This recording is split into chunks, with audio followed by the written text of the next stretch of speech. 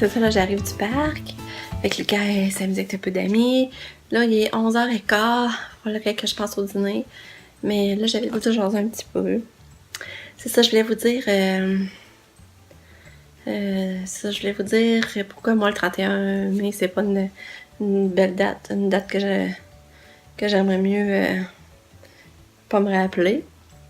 Mais le 31 mai, alors que Katia, elle avait 16 mois, presque 17, c'est cette journée-là qu'on s'est fait...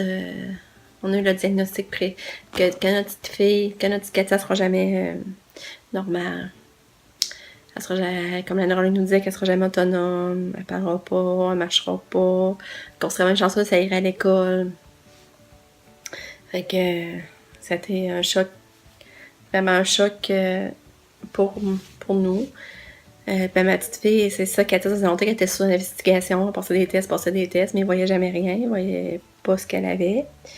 Fait que là, moi, c'est sûr, quand ils m'ont dit ça, sur le coup, je le niais, parce que je me disais, tu sais, comment ils peuvent se prononcer tant que ça sur son futur, quand ils sont même pas capables de me dire ce qu'elle a, tu sais, ok, on sait qu'elle fera pas ça, mais ils me disent pas ce qu'elle a. Fait que j'ai eu de la misère à faire la part des choses, puis j'ai espéré vraiment, vraiment longtemps qu'ils se tromperaient, puis que Katia allait déjouer beaucoup. Puis je me disais qu'à 5 ans, rentrer à l'école comme les autres. Tu sais, j'ai pris du temps comme à l'accepter. Mais je vous dire, le moment de l'annonce, c'est quand même un choc, là. Tu te fais dire ça, là. Puis là, t'en vas au neurologue, là, parce qu'elle trouve que ta petite fille est pas parfaite, finalement, là.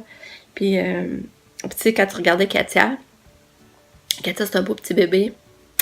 Fait que quand tu regardais bébé, tu peux pas t'imaginer qu'elle avait quelque chose quand même, là. C'est un beau petit bébé parfait, vraiment belle. Puis c'est dur qu'un spécialiste arrive et te dise ça, là.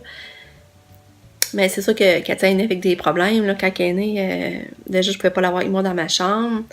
Parce que, premièrement, elle est née par césarienne. Quand je suis arrivée à l'hôpital, j'étais déjà en travail, j'étais déjà à 6, ouverte à 6, puis là, ils pouvaient pas faire de manœuvre pour la retourner, c'était déjà trop tard, puis elle se présentait par les pieds. Fait qu'ils ont dit que ça serait une césarienne.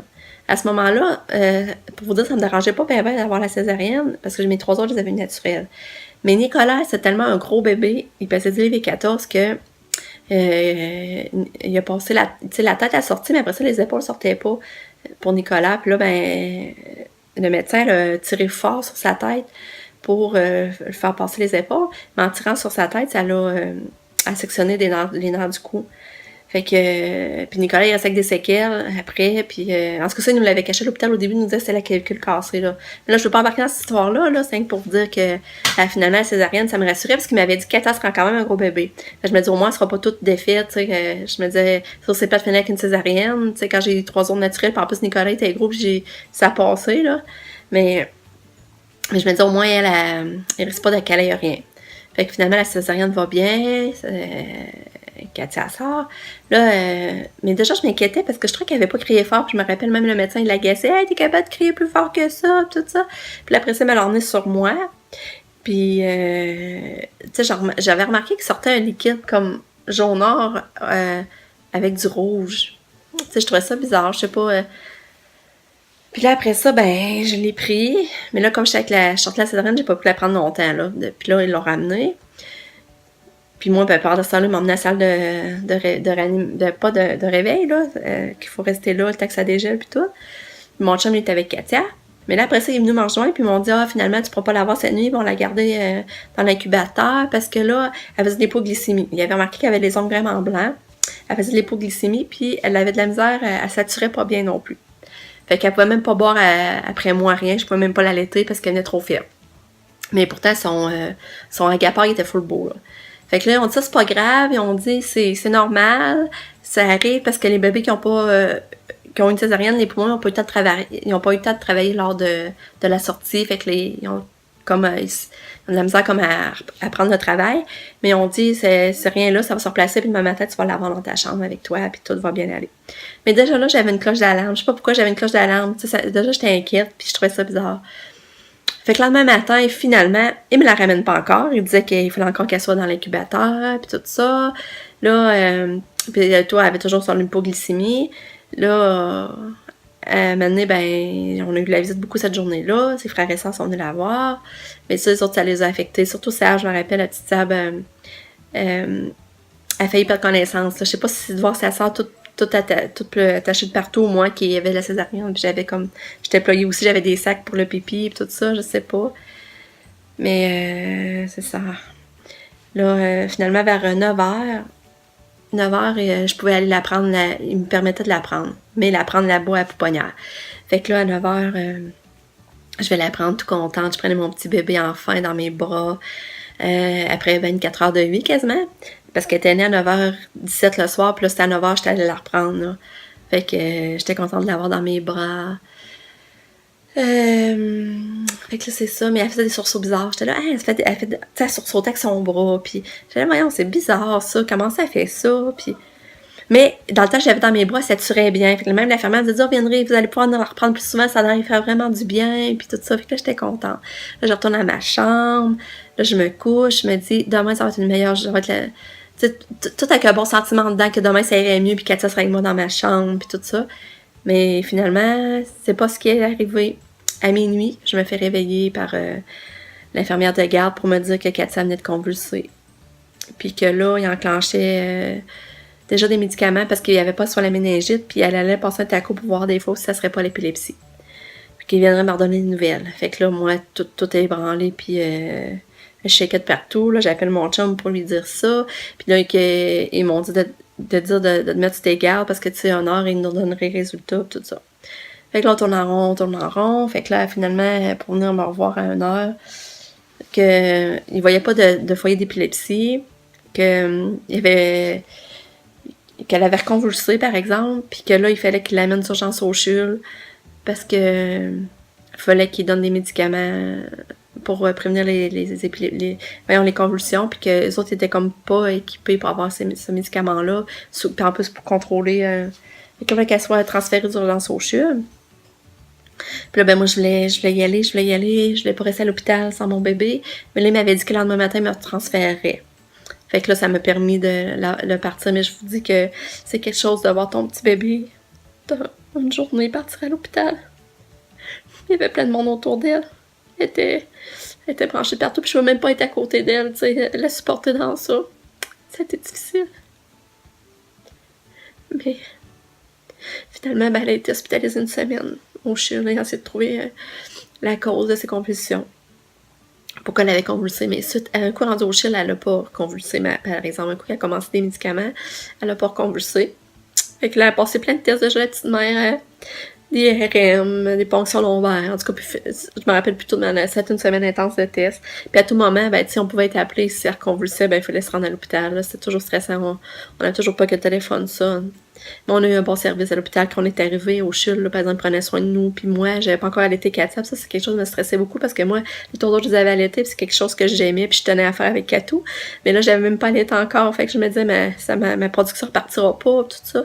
Mais tu sais, quand j'étais arrivée à l'hôpital, l'infirmière, elle m'a dit, garde, on te donne un tire-lait, tu t'en vas t'en tirer, puis on va aller t'aider, on va te montrer comment faire, puis tout.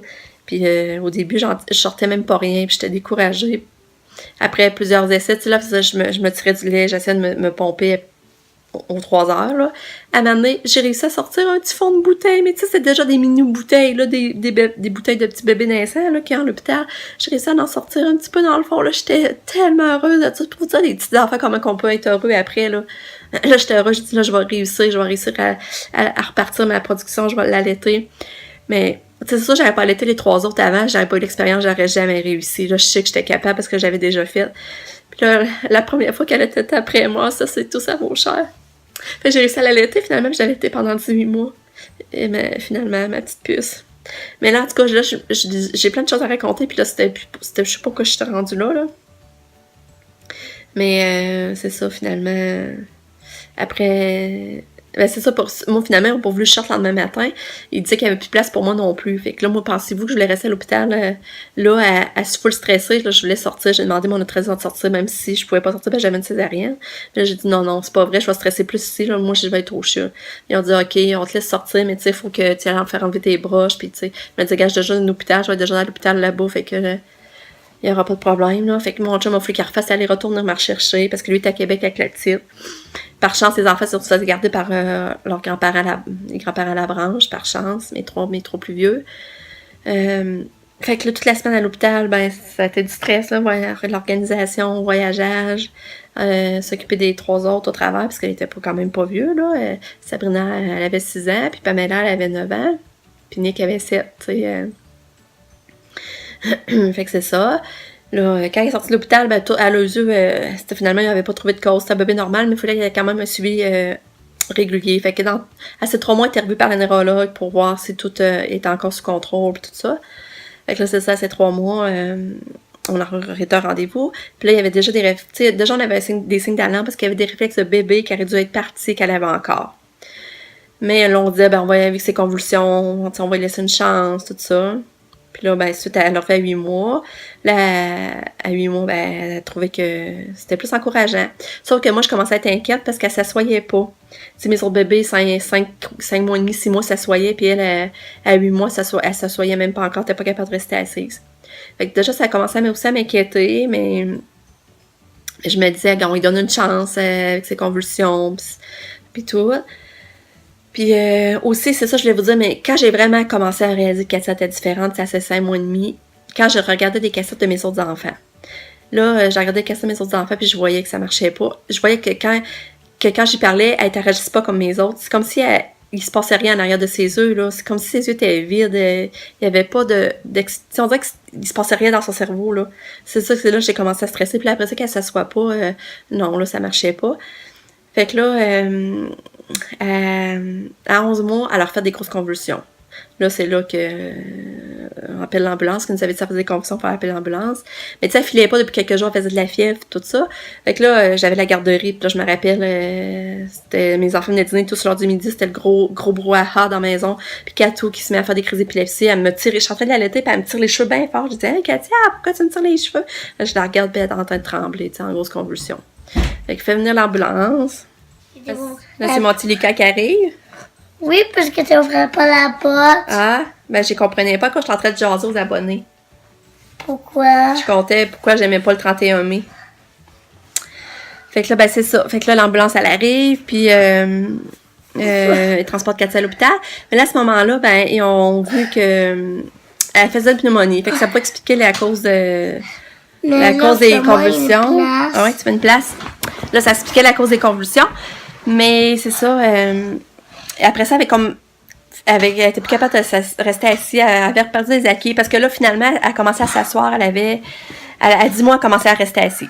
Fait que là, c'est pour ça, mais là, à 11 mois, elle reperdait des acquis. Je peux pas aller. Attends un petit peu, Lulu, je compte de quoi d'important, ok? Je te ferai parler après. Puis là, ben, c'est ça. Après ça, ben là, ils ont commencé à nous parler de retard de développement. Il fallait qu'elle soit suivie à Beauceville, au CRDP, pour essayer de rattraper le retard. Fait que là, c'est ça, suite à ça, ben là les services ont enclenché, là, Katia était suivie au CRDP 2 fois semaine en ergo par physio. Fait que là, elle voyageait ça au travers de la garderie. Après ça, on avait plein d'examens au CHUL aussi, essayer de trouver la cause de son retard. Il fallait repasser encore nos TRM, des examens pour la vue, analyser les yeux parce qu'ils pensaient peut-être que ça pouvait venir d'une tumeur aux yeux qui faisait qu'elle avait un retard. Il fallait vérifier son audition, parce qu'on a passé beaucoup de tests. Puis c'est ça. Bon, je vais faire parler Lucas un petit peu. Fait que là, c'est ça. C'est pour ça que suite à ça, ben, c'est pour ça qu'on a eu le verdict finalement, c'est 16 mois, presque 17, que Katou, elle sera jamais normale. Ça sera jamais une petite fille normale. Puis c'est ça, comme je vous dis, c'était dur à prendre. À la je vous montre des photos de Katou bébé, là. C'était vraiment un beau bébé. Puis tu peux pas penser qu'elle serait handicapée à ce point-là quand tu la regardais, là. Même à ça, j'ai regardé des vidéos d'elle petite, puis je me dis, tu sais, comment j'aurais jamais pu prévoir qu'elle serait si atteinte. Puis c'est bizarre. Puis tu sais, pourtant je l'ai eu l'espoir beaucoup, là, qu'elle... Tu sais, ils disent souvent que les médecins se trompent, là. C'est ça, la seule affaire qu'elle s'est trompée, c'est qu'elle marche un peu, là, elle est pas en fauteuil, ça, je suis contente. Mais pour le reste, c'est vrai qu'elle s'est pas trompée. Même si on sait pas ce qu'elle a, ils savaient que son avenir serait comme ça.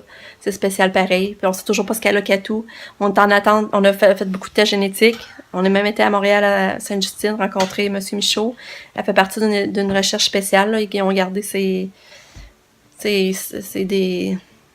ils ont gardé du sang congelé pour elle pour faire des recherches plus tard aussi.